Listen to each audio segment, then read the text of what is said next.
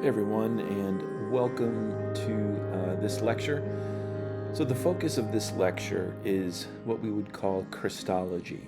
And the primary question then is about the person of Jesus Christ.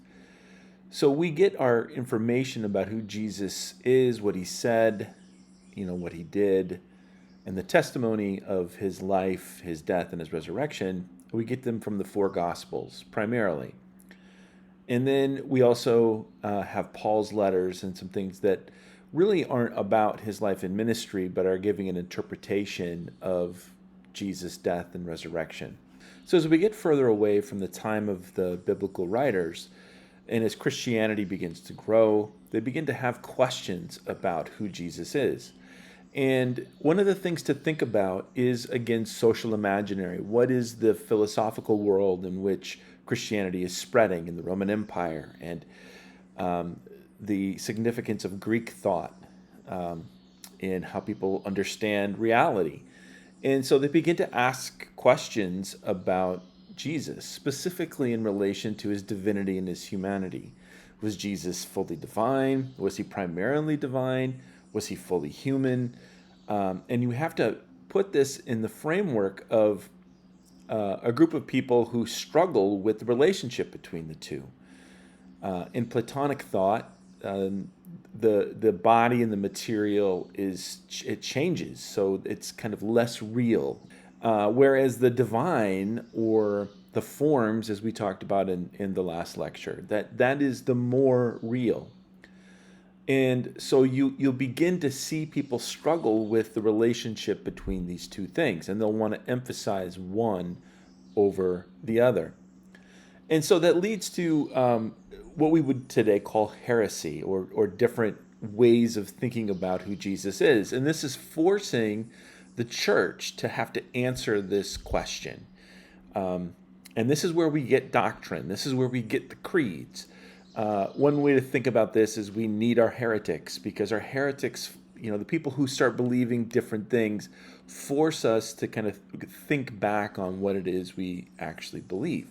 And so I've just given four examples of this from the early church, and then we're going to kind of go through some of the writings where we find evidence of some of these things. The first one is what is called Gnosticism, and this is this merging together of Neoplatonism and Christianity. Gnosticism rejects the humanity of Jesus Christ. They de-emphasize the material or the embodied world. Some of them will even question whether we should have the Old Testament, and the Old Testament gets disconnected from Christianity. In fact, there's a sense of there being two gods: the God that created everything, which is seen as a lesser or evil God, and then the God of Jesus, which is a spiritual God. And so the emphasis in Gnosticism is to really focus on the divinity of Christ and the spirituality of Jesus Christ.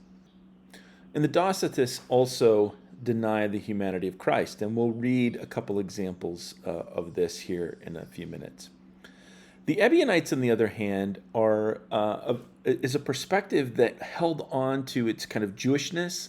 They only emphasized the Gospel of Matthew, and they saw a continuity between the Old Testament and then who Jesus is. And this puts an emphasis upon the humanity of Jesus.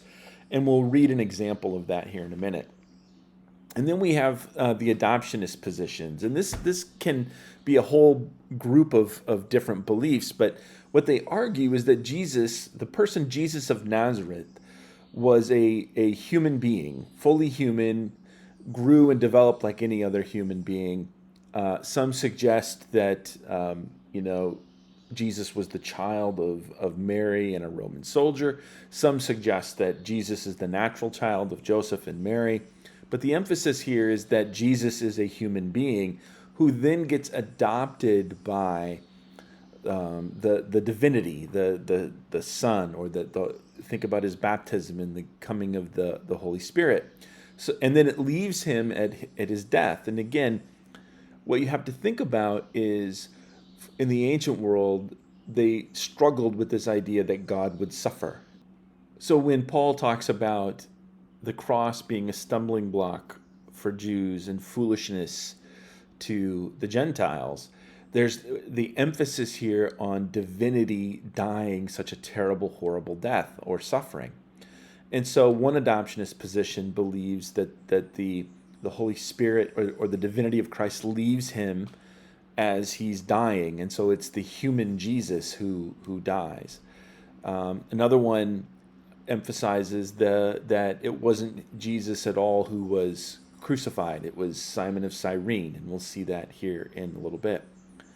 In all of these, what we find is a struggle with the relationship between the divinity and humanity of Jesus. And so let me just read a couple of examples here. So this comes from Ignatius of Antioch, who is speaking against some of these forms. This one in particular is Docetism. He says, "Turn a deaf ear, therefore, when anyone speaks to you apart from Jesus Christ, who was of the family of David, the child of Mary, who was truly born, who ate and drank, who was truly persecuted under Pontius Pilate, was truly crucified and truly died. But if, as some godless men, that is, unbelievers, say he suffered in mere appearance, being themselves mere appearances, why am I in bonds?" So there's a group of them saying that Jesus really didn't suffer because he wasn't fully human. It just looked like he suffered. And Ignatius is responding to this by affirming the full humanity of Christ. And you can see the language that he uses is language that's going to eventually become the Apostles' Creed, or is taken from that early creed. You know, from the family of David, the child of Mary. So why is Mary such an important figure in the early church? Because it speaks to his humanity, born of the Virgin Mary, who ate and drank and was persecuted under Pontius Pilate, truly crucified and died. And again, we hear that in the Apostles' Creed. All of this is to say that this was real, and that Jesus was human and Jesus did suffer. And then we get kind of the Gnostic perspective, and this comes from Irenaeus, who is writing against this or pushing back against this. So here's what he writes. Saturninus was of Antioch. Like Menander, he taught that there is one Father, utterly unknown, who made angels, archangels, virtues, powers, and that the world and all things therein was made by certain angels, 7 in number. The Savior he declared to be unborn, incorporeal, and without form, asserting that he was seen as a man in appearance only. The God of the Jews, he affirms, was one of the angels, and because of all the princes wished to destroy his father, Christ came to destroy the God of the Jews, and to save them that believed on him. And these are they who have the spark of his life. He was the first to say that 2 kinds of men were fashioned by the angels, one bad, the other good, and because the demons aid the worst, the Savior came to destroy the bad men and the demons and to save the good. But to marry and to procreate, they say, is of Satan. So again, here we find the Gnostic belief that there's 2 gods, that the God of the Old Testament is an evil God, a fallen angel who's creating all the material stuff, and it creates this dualism. The spiritual is good, the material is bad. And you can hear the echoes of kind of a Neoplatonism there, but even for Plato, it's not that the material is bad, it just changes, and so it's less real. But then you'll note towards the bottom there, but to marry and procreate, they say, is of Satan. It's interesting how things like marriage and sex and reproduction all become associated with the body, and so therefore are seen as kind of negative things or bad things. And we see some of that in early types of Christianity. Now, Irenaeus is pushing against this and is arguing that no, Jesus Christ was fully human. And so he's writing this in opposition to this Gnostic perspective. And here's the example of someone who believes that it wasn't Jesus who was crucified, but it was Simon of Cyrene. So wherefore he suffered not, but a certain Simon, a Cyrenian, was impressed to bear his cross for him. And Simon was crucified in ignorance and error, having been transfigured by him, that men should suppose him to be Jesus, while Jesus himself took on the appearance of Simon, and stood by and mocked them. If any therefore acknowledge the crucified, he is still a slave and subject to the power of them that made our bodies. But he that denies him is freed from them, and recognizes the ordering of the unborn Father. Again, he holds that salvation concerns only the soul, the body being by nature corruptible, that the prophecies themselves are from the princes who made the world, and the law in particular from their prince who brought the people out of the land of Egypt. Again, he bids men despise and take no account of things offered to idols, but to use them without fearfulness, and to treat as a matter of indifference the indulgence in other practices and in lust of all kinds. So, again, this is in opposition to Gnosticism and certain forms of Gnosticism. Again, kind of opposing this view is opposing the humanity of Christ, recognizing that God can't suffer, and then seeing an emphasis on only the salvation of the soul. Now, what we're going to see is for early Christians, the resurrection of the body is very important, and not just Christ's body, but our bodies, that we are saved body and soul, and that resurrection of the body becomes part of the creed, part of the Apostles' Creed and the Nicene Creed, and we see how it comes in opposition to this. And then here we get the Ebionites really emphasizing again the kind of the Jewishness of Jesus. A certain Cerinthius also in Asia taught that the world was not made by the first God, but by a certain virtue far separated and removed from the principality which is above all things, a virtue which knows not the God over all. He added that Jesus was not born of a virgin, but was the son of Joseph and Mary, like other men, but superior to all others in justice, prudence, and wisdom, and that after his baptism Christ descended upon him in the form of a dove from that principality which is above all things, and that then he revealed the unknown Father and performed deeds of virtue. But that in the end Christ flew back, leaving Jesus, and Jesus suffered and rose again, but Christ remained impassible, being by nature spiritual. So here we see the emphasis upon the humanity of Jesus, and this would be an adoptionist perspective, where this human Jesus was, the Christ descended upon him and then left him, again, because they want to emphasize and protect the divinity of Jesus Christ. And here again is Irenaeus speaking against Marcion. Marcion of Pontus took his place and amplified his teaching, blaspheming him who declared to be God by the law and the prophets, calling him a worker of evils, delighting in wars, inconstant in judgment, and self-contradictory. Well, he alleges that Jesus came from the Father, who is above the God that made the world, that he came to Judea in the time of Pontius Pilate, the governor, who was the procurator of Tiberius Caesar, and was manifest in the form of a man to all that were in Judea, destroying the prophets and the law and all the works of the God who made the world, whom he calls also the ruler of the universe. Moreover, he mutilated the gospel according to Luke, removing all the narratives of the Lord's birth, and also removing much of the teaching of the discourses of the Lord, wherein he is most manifestly described as acknowledging the maker of this universe to be his Father. So again, Marcion is rejecting the Old Testament God, and doing so because he's emphasizing kind of this body, soul, or body-spirit dualism. Spiritual good, divinity good, material not good. And then he just goes on to talk about how he persuaded the disciples that he was more trustworthy and mutilated Paul and so on. Number 2 there I think is important. It says, and then he says that salvation will be of our souls only, of those souls which have learned his teaching. The body, because it is taken from the earth, cannot partake in salvation. Now again, Irenaeus is fighting this. He's arguing against this. He is going to argue for the resurrection of the body and wants to affirm the material creation. And we find that in some of the early creeds. Now this is interesting. We have a guy named Tertullian who really takes aim at philosophy.